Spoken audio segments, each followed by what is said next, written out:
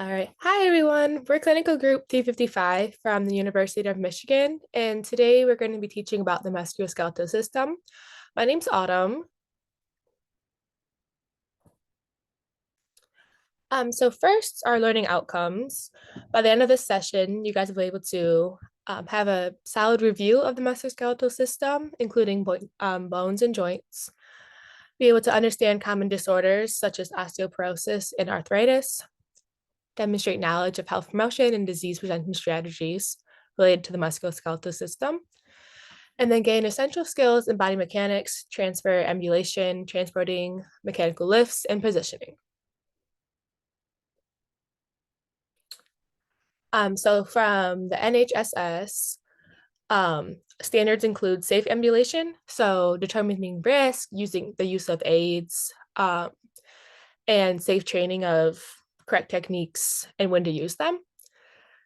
The second part is safe body mechanics, so using proper lifting techniques, using assistive devices, and then communication and working with your teams. And then transferring, so determining risk, again, using assistive devices and patient involvement. And lastly, positioning, so different positions to prevent PIs and pain and comfort management.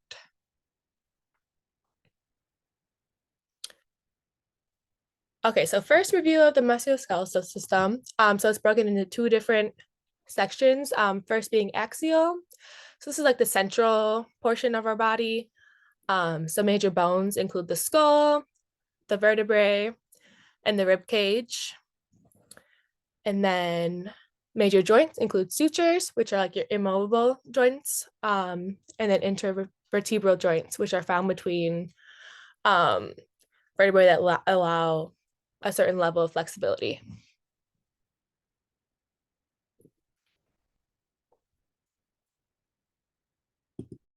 Okay, functions of the axial skeleton include protection, so protecting vital organs like the brain, the spinal cord, the heart, and the lungs. Support, so supporting the body, preventing collapsing under falling the force of gravity. Flexibility and movement, so the vertebral column allows for a certain degree of flexibility and movement, crucial for posture and daily activities. And respiration, so the rib cage assists in the breathing process by expanding and contracting with each breath.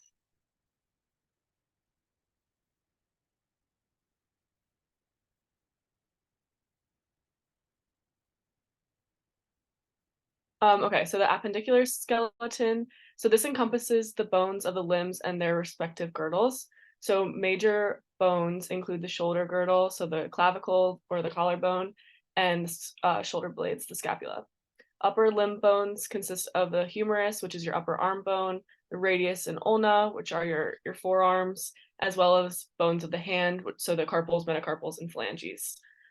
The pelvic girdle includes hip bones, so the ilium, ischium, and pubis, and the lower limb bones, which is the femur, the thigh bone, the tibia and fibula, which are your leg bones, and bones of the foot, so the tarsals, metatarsals, and phalanges. Major joints include the shoulder joint, which is a ball and socket joint at the shoulder to provide range of motion. The elbow and knee joints are their hinge joints to permit bending and straightening, and the hip joint, which is also a ball and socket joint at the hip to provide range of motion.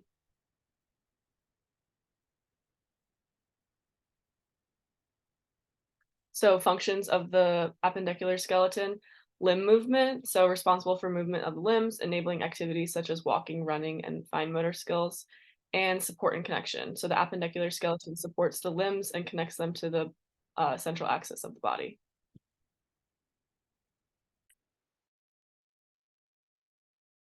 Hi everyone, I'm Jess. I'm just going to give a quick review of what Autumn and Natalie just taught you. So the axial skeleton is centered around the core of the body and provides protection and support for the vital organs.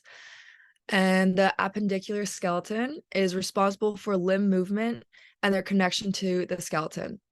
Both compartments work together to facilitate a wide range of bodily functions. And we can look at the picture, you can see the difference of the location. We see the more yellow one is the axial, which, like we said before, is the center of the body, and the appendicular is the purple, which is all of the extremities, which obviously are responsible for the movement.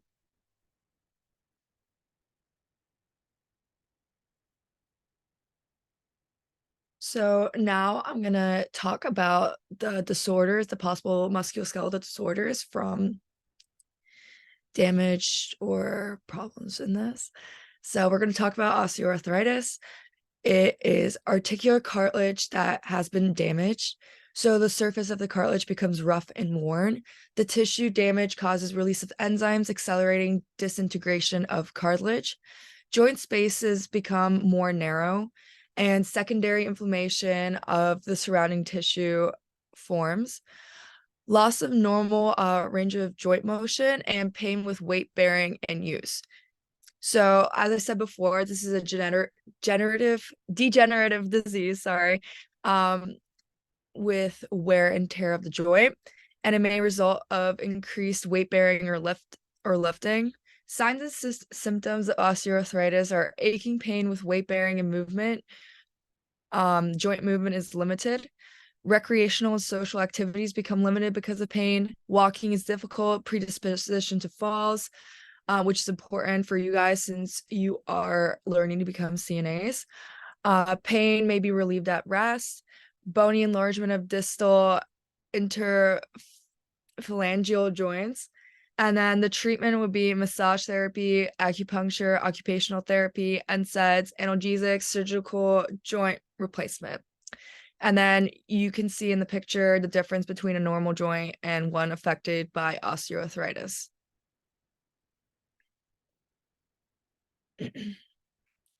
So next, we're going to talk about rheumatoid arthritis. This is an autoimmune disorder which causes chronic systemic inflammatory disease.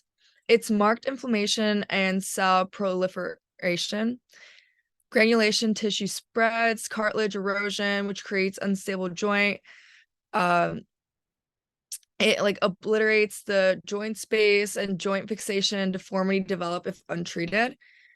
So the exact cause is not known, but genetic factors are present, and there's higher incidence in women than in men. So the signs and symptoms a person would experience are inflammation, first in the fingers or wrists, which are like the small joints. Joints are red and swollen, sensitive to touch as well as painful, joint stiffness and joint movement impaired. And the treatment would be balanced between rest and moderate activity, heat and cold applications, physical and occupational therapy, NSAIDs, glucocorticoids for severe inflammation, and analgesics for pain. And then in the picture, you can see the difference between rheumatoid arthritis, osteoarthritis, and a healthy one. A big thing to remember is that like movement and like exercise actually helps the pain a little bit with RA. So when you have your patients, just help them to move because it will help with their pain.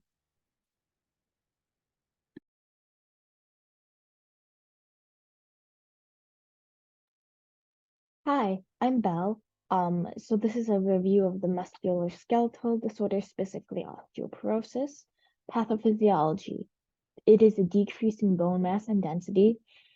Bone reabsorption exceeds formation, results in loss of contact to bone. Diagnosed bone density scans. It can also cause compression fractures of the vertebrae, wrist, or hip. Predisposing factors include age greater than 50, decreased mobility or sedentary lifestyle. Hormonal factors, specifically a deficit of estrogen or testosterone. Also deficits of calcium, vitamin D, or protein. Cigar smoking, excessive caffeine intake. Signs and symptoms. It's called the silent disease because there aren't usually symptoms until a bone is broken. And so to treat it, you can use dietary supplements, fluoride supplements, calcitonin, weight-bearing exercises, and medication. So, body mechanics. Set feet in a solid wide base. Keep your head up tight and shoulders back. Keep the patient close to your body to minimize forces on it. Bend your knees and use momentum from your legs, not your back, to move and lift the patient. Don't twist, pivot instead. Lifting and transferring patients. So use the mechanical lift, Here's how to use it. Move the lift in position and lock it into place. Position the patient in the sling. Hook the top, then bottom loops to the sling per manufacturer's guidelines. Instruct patient to cross their arms if able.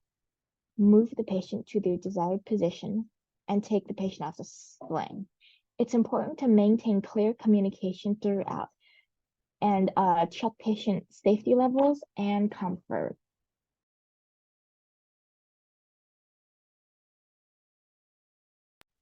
All right, hi guys, I'm Lindsay. So now I'm going to talk about how to use a gait belt for patient transferring and ambulation.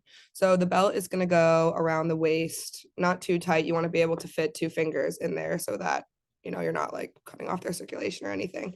And then you're going to thread the metal tip forward over the metal teeth towards the opposite side of the buckle. So after this portion of the lesson, we're going to actually practice with gait belts. So you'll be able to see that more clearly through demonstration.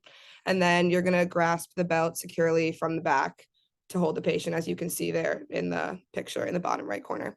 And then you want to keep close to the patient. And if they lose balance and cannot regain balance, you want to slowly lower them down onto your leg, like sitting on your knee, to make sure they don't fall or hit the ground.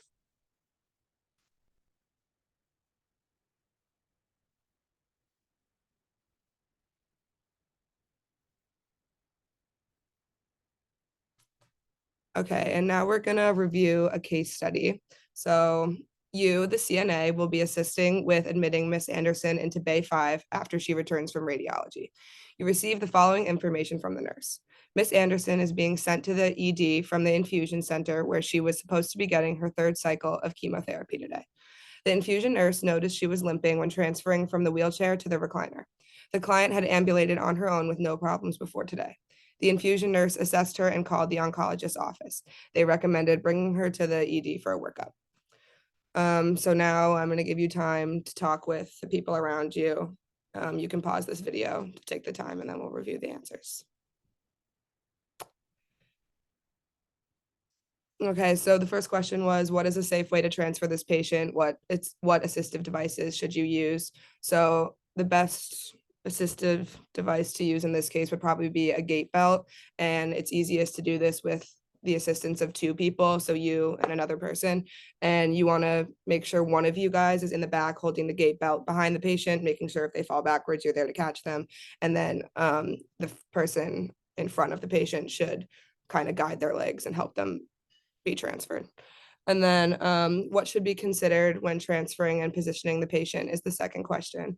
So you want to always make sure that you're explaining the procedure and everything that's going to happen to the patient before you start so that they have a clear understanding of what's going to happen. So make sure to use good communication. And then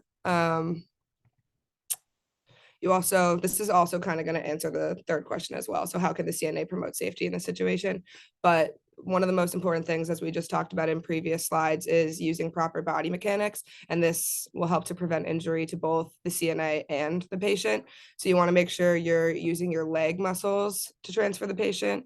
So bending your knees, making sure your knees aren't locked because that could cause injury. And then you want to make sure you maintain good posture and keep your back straight so that you're not using your back to transfer the patient. And then you want to avoid any sudden or jerky movements because that could cause you or the patient to fall.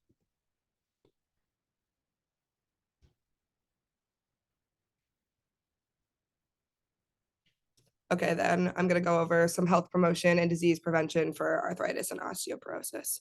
So one of the most important things is maintaining a healthy diet. So a diet rich in calcium and vitamin D, those are both essential nutrients for bone health. And then also making sure you're getting enough omega-3 fatty acids, which help to reduce inflammation and support joint health. And then regular exercise is also important for both of these diseases. So you want to make sure you're doing weight-bearing activities like walking, jogging, weightlifting, which will help to improve bone strength. And then you can also do low impact exercises like swimming and cycling to improve joint health. And then avoiding smoking and alcohol consumption is always important, but especially for these diseases.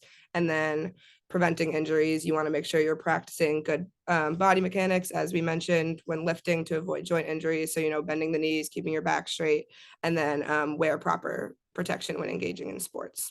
So like knee pads, helmets, whatever the sport requires. And then also maintain a healthy body weight, so you don't put more pressure on the joints and bones than necessary. All right, these are our references. Thank you for listening to our lecture. We'll now move on to the next portion of the lesson plan.